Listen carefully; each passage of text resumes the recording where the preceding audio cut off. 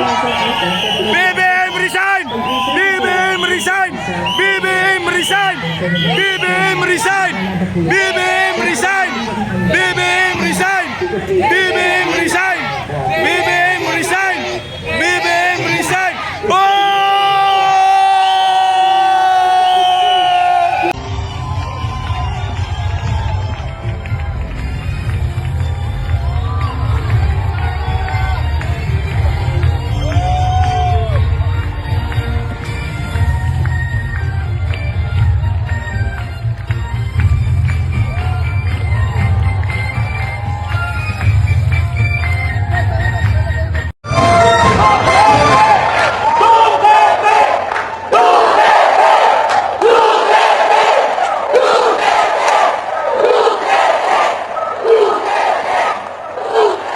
Maraming salamat.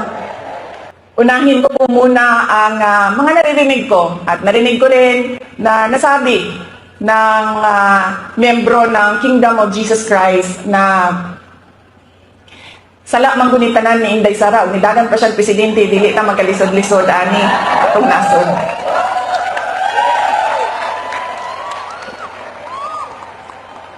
In another forum, I will thoroughly explain myself kung bakit ganon ang nangyari at ganon ang desisyon ko. Pero sa ngayon, hinihingi ko lang ang patawad ninyo na nagkamali ako.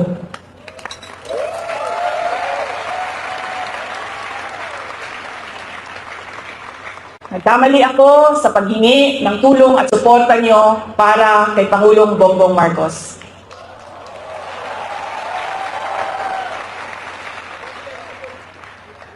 I was on the mistaken belief that we were together on the platform of unity and continuity. Nagkamali ako, kaya hinihingi ko ang patawad ninyo.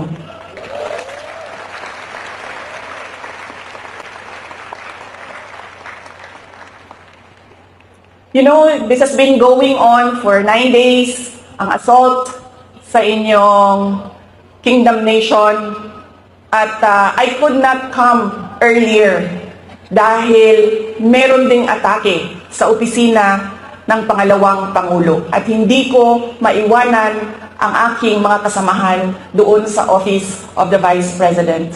But always remember na wala man ako lagi sa mga masasayang araw ninyo, pero nandito ako lagi sa inyong kalungkutan.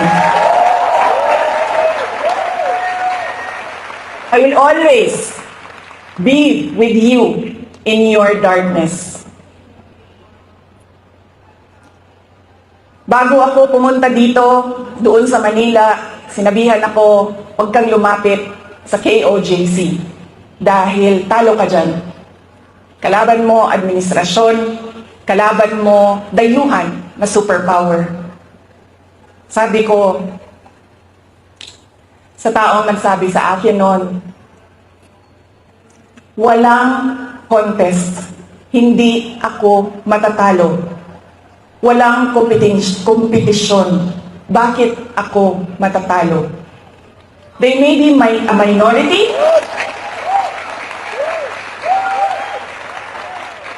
they may only be 8 million around the world. Sabihin na natin na 6 million lang doon ang Pilipino, pero Pilipino pa rin sila.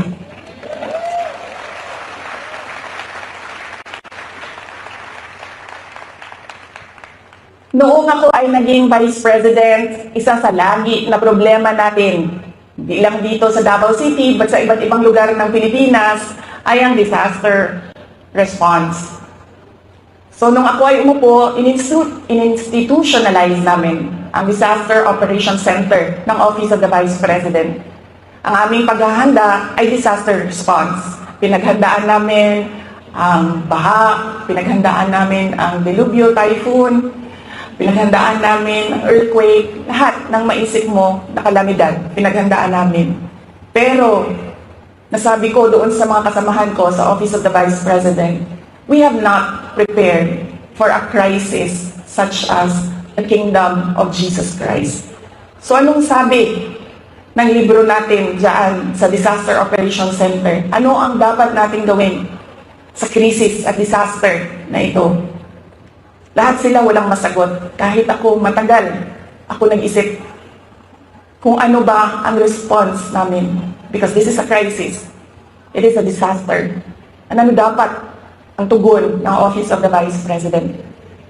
At isa lang ang naisip ko.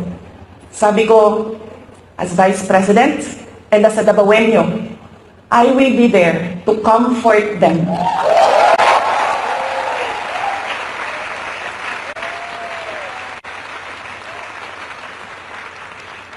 I have a moral obligation to assist them if they feel that they are persecuted, kahit kukunti lang sila. Trabaho ko yan bilang pangalawang Pangulo. Ilang beses sa pag-atake sa akin, paulit-ulit ko sinabi, magtrabaho muna tayo. Because we owe it to our countrymen, because we made promises on stage, in front of everybody, na we will do something for our country. Paulit-ulit yan noong isang taon. Hanggang ngayon, sinasabi ko, magtrabaho muna tayo. Mas maraming nangangailangan ng tulong kaysa mas interesado sa politika. This is about the abuse of power and the assault on the freedom of religion.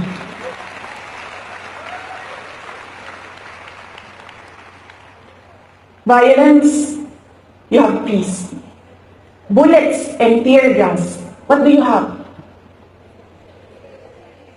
You have the words of the Almighty God. You have the Bible. Padalhan mo nila og bala, tirahon mo og tear gas. Preach to them the words of God.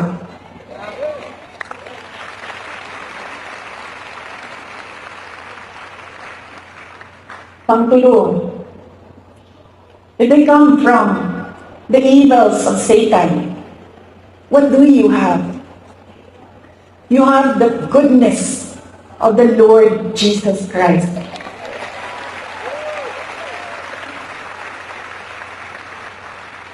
And always remember, kahit saan ka man pumunta, lahat nagsasabi, good triumphs over evil.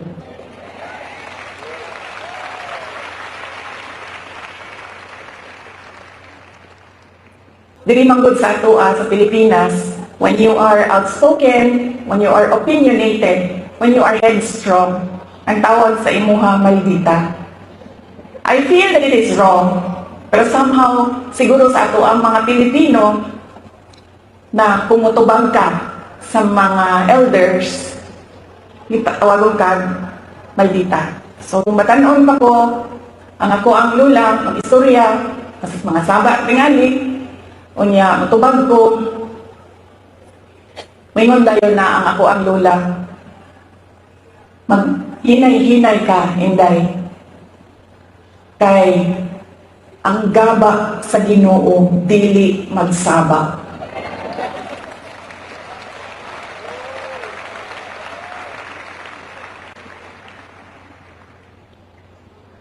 Through the years, while I was growing up, mawin ako ang mahinumduman. Ang gaba dili magsaba. Mo nang nagkaroon ko og hadlok. Imagine mo, maabot lang kalit, di man lang magsaba-saba, di ka kasagam, tungod kay ang gaba sa Ginoo, dili magsaba.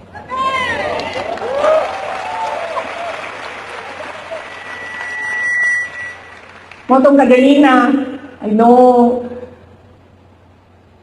dili ko makasulti when our preacher said, love your enemy. Nag-anak na yun ko.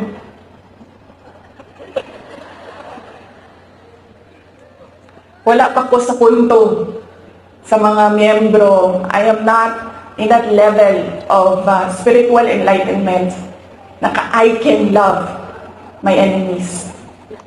Wala pa ko sa inyong level. O ito ka ganina nag-ana, di ko. Para di ko makasala.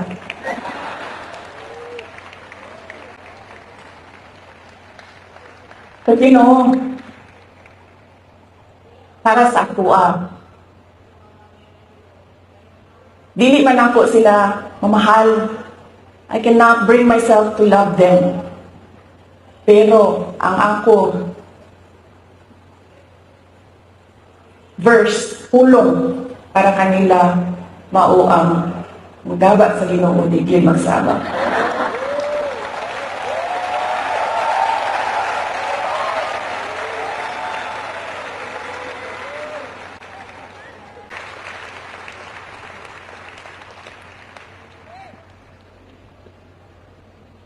On my way here, kanina, nag-inom ko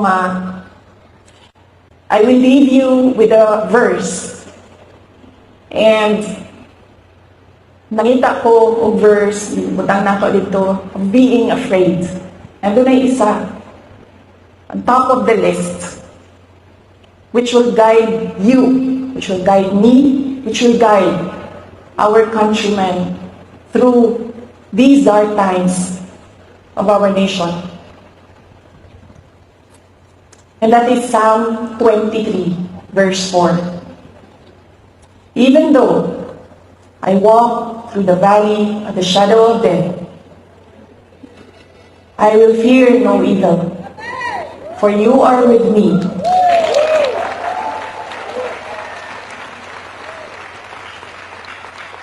Your rod and your staff, they comfort me. Ayaw mong kalimot na ay Ginoo nga nagtanaw sa ato ang tanan.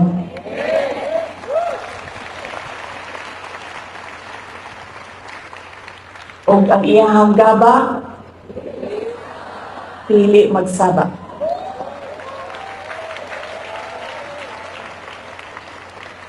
Let us clap for 100 more years.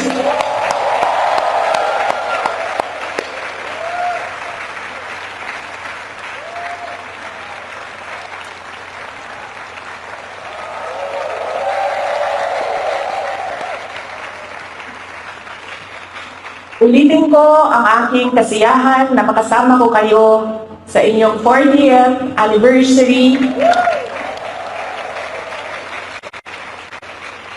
We will not break.